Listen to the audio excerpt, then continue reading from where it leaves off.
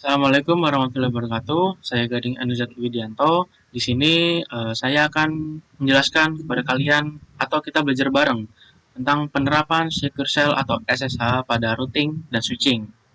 Bagi yang belum tahu, di sini SSH atau Secure Shell ada dikutip dari laman Telkom it.telkomuniversity.ac.id adalah protokol jaringan yang penting untuk mengamankan komunikasi data pada perangkat jarak jauh. Sistem keamanan pada Secure Shell dilengkapi dengan proses enkripsi yang kuat dan autentikasi yang aman. SSH ini dapat melakukan berbagai fungsi seperti remote login, transfer file dengan tingkat keamanan yang tinggi. Oke, kita langsung saja ke Cisco Packet Tracer-nya untuk mempelajari penerapan SSH pada routing dan switching.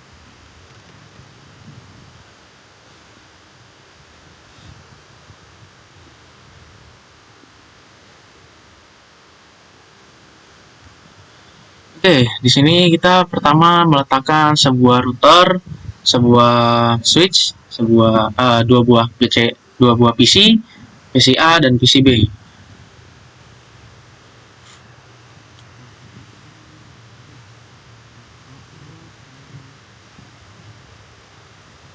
Ini router, ini switch. Jadi kalau kalian nggak tahu harus milih switch yang mana atau router yang mana, kalian pilih aja pilihan pertama dari semua switch ini, semua router, semua switch. Jadi pilih yang paling pertama aja, karena menyediakan port paling banyak, portnya tersedia paling banyak. Jadi langsung saja ini kita bikin kabelnya dari flash Ethernet 0 ke gigabit Ethernet 00. Lanjut dari gigabit Ethernet dari gigabit Ethernet 01 kita ke FA01. Lalu lanjut dari FA01 switch FA02 ke FA0 PC. Ini kita bikin ini aja. Oke, agak bingung. Di sini kita ke routernya dulu kita setting. Oh ya, sebelumnya nanti kan saya tampilkan di layar yang merupakan tabel IP address yang harus di-input ke setiap device ya. Ini kan bisa lihat, nanti screenshot aja. Ini kita lanjut. Ini no, di switch kita no, lalu enter. Di sini enable aja, configure terminal.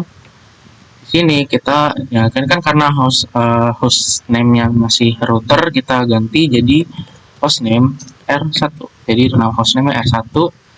Lalu kita mengenablekan membuat password terenkripsi namanya secret class. Di sini langsung aja enable secret class. Ini secret karena password terenkripsi ya. Di enter aja. Lalu kita masuk ke line console 0. Di sini line console ini kita membuat password Cisco. Kalau kita meminta untuk login, lalu exit. Lalu di sini kita langsung service password encryption. Ini di tab aja, di enter. Lalu di sini kita langsung membuat sebuah pesan peringatan untuk sebelum mengit password, nanti ada sebuah pesan untuk memberi peringatan secure bahwa sebelum kita masuk ke router itu ada password dulu yang harus dimasukkan gitu. Ini langsung saja banner MOTD dollar authorized access only, tanda seru, kita tutup dengan dolar. Jadi di sini formatnya dolar ini adalah isi pesan peringatannya. Nah, tinggi untuk seperti kutip lah ya. Jadi kalau kutip kan seperti penanda bahwa di dalamnya itu ada pesan untuk memberikan peringatan sebelum masuk ke password. Jadi enter aja. Lalu kita langsung masuk ke interface int g, kita ke int g0 dulu. Lalu kita masukin IP address yang sudah di tabel tadi. IP address 192 68 031 255 0 exit. Nah, di sini int g00 itu untuk ke PCB itu harus di sebelah kanan router. Lalu kita ke int G001. G001 ini ke arah switch ya. Enter aja IP@, 92 168 1 255 0. Enter, exit. Lalu setelah ini kita exit aja. Enter. Nah, di sini kita akan mengcopy semua semua running config ke startup config. Caranya adalah copy running config ke startup config. Ini di tab aja. Enter. Destination file name startup config. Enter aja. Oke. Lalu di sini kita lanjut ya. Di sini langsung enable aja. Langsung udah enable. Configure terminal. Di sini langsung IP domain name academy.net. Di sini IP domain academy.net maksudnya adalah kita mengubah setiap IP yang ada di router, atau mengubah router memiliki domain name menjadi academy.net aja. Lalu sini kita membuat crypto key generate RSA. Di sini masuk sebentar. Nah, di sini maksudnya crypto key generate RSA. Di sini maksudnya digunakan di crypto key generate RSA ini digunakan untuk menghasilkan kunci kriptografi RSA atau reverse Shamir Adelman. Ini saya punya catatan sendiri ya. Jadi RSA ini adalah reverse Shamir Adelman. RSA adalah algoritma kriptografi yang digunakan untuk memastikan komunikasi aman seperti dalam SSH. Fungsinya RSA key pair ini digunakan untuk keperluan enkripsi data selama sesi SSH berlangsung. Kita enter aja. Di sini akan ditanya how many bits in the modulus atau 512. Di sini maksudnya kita diminta untuk menentukan panjang kunci atau key length dalam bits. Di sini panjang modulus kita masukin 1024 1024. Ini maksudnya 1024 ini adalah standar minimum panjang dari bit. Semakin besar seperti 2048 atau 4096 itu dia semakin besar semakin aman, tetapi dia akan semakin lama karena bitnya semakin besar. Kita masukin 1024 aja, enter. Lalu di sini kita akan membuat username SSH user dengan password terenkripsi Cisco. Password terenkripsinya itu kita buat secret aja, secret Cisco. Enter. Oke, sudah enable. Lalu kita lanjut line VTY 04. Line VTY 04 ini, VTY adalah virtual teletype, yaitu user interface logis yang digunakan untuk mengatur akses jarak jauh seperti SSH atau telnet. Jadi lanjut, ini 04 ini merupakan 5 baris virtual teletype yang memungkinkan hingga 5 pengguna. Jadi 0, 1, 2, 3, dan 4. Jadi kelima ini bisa mengakses SSH secara bersamaan. Jadi hanya dibatasi 5 pengguna dari 0, 1, 2, 3, dan 4. Gitu. Enter aja, lalu kita lanjut login lokal. Enter, di sini lanjut transport input SSH. Enter aja. Sudah, exit. Nah, di sini kita routernya selesai ya. Ini router selesai, sudah kita config SSH-nya. Kita silang aja. Lalu kita lanjut ke switch-nya. Di sini switch-nya di enter aja. Enable config. Sini kita ubah hostname switch menjadi S1. Hostname S1. Lalu di sini kita membuat hal yang sama ya. Kita bikin password terenkripsi, kita bikin password dari LAN console 0 sama seperti tadi di router. Jadi kita masukin enable secret plus, lalu LAN console 0, lalu password Cisco, login, exit. Lalu kita di sini service password encryption, enter aja. Lalu kita lakukan hal yang sama ya. Kita membuat pesan user access verification menggunakan pesan authorized access only. Banner MOTD dollar authorized access only. Ada serang. $9 lagi. Ntar, lalu kita masuk ke interface VLAN 1. Ntar, kita masukin IP address. Jadi tadi di IP gateway kan 1.1. Nah, kita di sini 192.168.1.2 untuk VLAN 1-nya. IP address, IP ad 192.168.1.2 255.50. Enter aja, no SH, exit.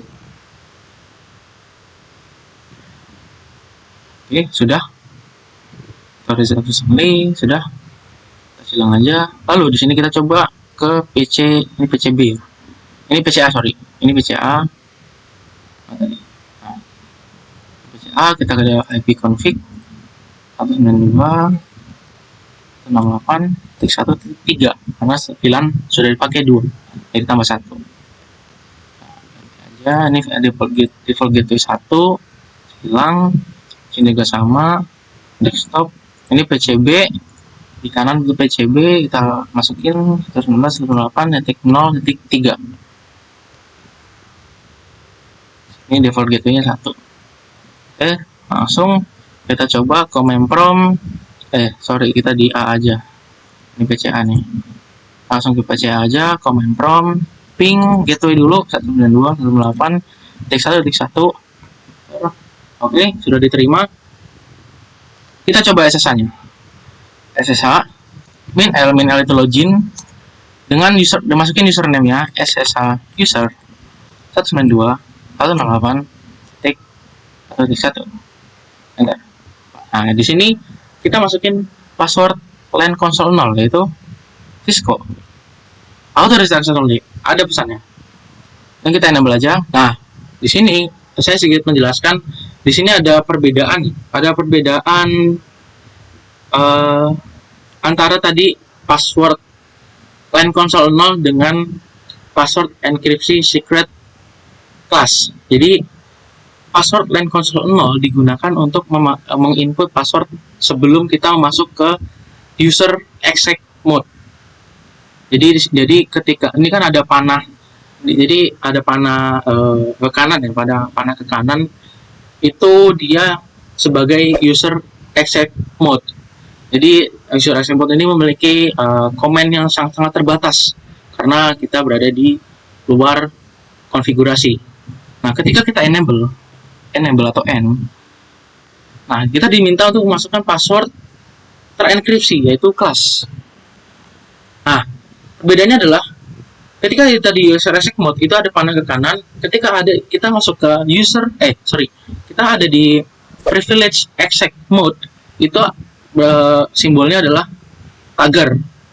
Nah, di sini perbedaannya kalau user exec mode tadi kita memiliki komen yang sangat terbatas. Kalau kita di privilege exec mode itu kita memiliki akses konfigurasi penuh. Jadi kedua-dua password ini sangat-sangat melindungi ya. Yang pertama line console 0 itu melindungi akses masuk. Lalu yang kedua enable secret, password yang terenkripsi itu melindungi konfigurasi di dalamnya. Jadi itu perbedaan. Nah, di sini kita udah coba config. Nah, di sini SSH berhasil dibuat. Oke. Ini kan kita di PCA ya. Kita coba di PCB. Di PCB command prompt ping 8.0.1 bisa ya. Nah, ini kita coba akses SSH min L and login SSH user gateway-nya 01 password sama seperti tadi, password yang di line console 0 kita masukin Cisco. Nah, di sini kita enable, kita masukin password terenkripsi secret, yaitu password terenkripsinya adalah class. Nah, config configure terminal. Oke, di sini SSH sudah berhasil dibuat ya. Sudah selesai konfigurasi kita. Di kesimpulan yang bisa kita dapat belajar dari SSH ini, itu menggunakan SSH ini pada perangkat routing dan switching ini membuat akses jarak jauh lebih aman karena data yang dikirim terenkripsi ya. SSH juga di sini mendukung metode login yang lebih aman dan memudahkan pengelolaan perangkat tanpa harus terhubung langsung. Maksudnya tanpa harus terhubung langsung, kayak masih terhubung langsung dengan kabel utama, tetapi tidak memerlukan kabel tambahan untuk akses dari device layar PC ke routernya. Nggak perlu tambahan itu, kita bikin SSH aja. Jadi kita pas awal-awal setting router itu kita langsung membuat konfigurasi SSH. Jadi sewaktu-waktu kita mau akses router lagi, kita nggak perlu pakai kabel tambahan, kita langsung pakai SSH itu. Nah, di sini jika dikonfigurasi dengan benar, seperti membuat RSA key, dan membatasi akses hanya lewat SSH, risiko akses ilegal bisa dikurangi. Sekaligus membantu memenuhi standar keamanan ISO 27001, itu salah satunya. Jadi yang belum tahu, ISO 27001 dikutip dari laman www.iso.org. ISO 27001 adalah standar internasional yang mengatur sistem manajemen keamanan informasi. Jadi standar ini memberikan pedoman dan kerangka kerja untuk mengelola risiko keamanan informasi dalam sebuah organisasi. Jadi kita di sini belajar itu nggak hanya belajar SSH, belajar gimana cara routing, gimana cara switching, tapi kita juga belajar mematuhi standar internasional ISO 27001. ISO 27001 itu kan manajemen keamanan informasi. Jadi jangan dilanggar ya, keamanannya sangat rentan kalau keamanan ini dibobol gitu. Jadi kesimpulan itu saya sampaikan. Terima kasih. Kurang lebihnya mohon maaf. Bila ada salah kata saya juga mohon maaf. Saya juga masih belajar di sini. Kita sama-sama belajar, sama-sama membagi ilmu. Oke, sekian dari saya. Wabillahi taufiq wal hidayah. Assalamualaikum warahmatullahi wabarakatuh.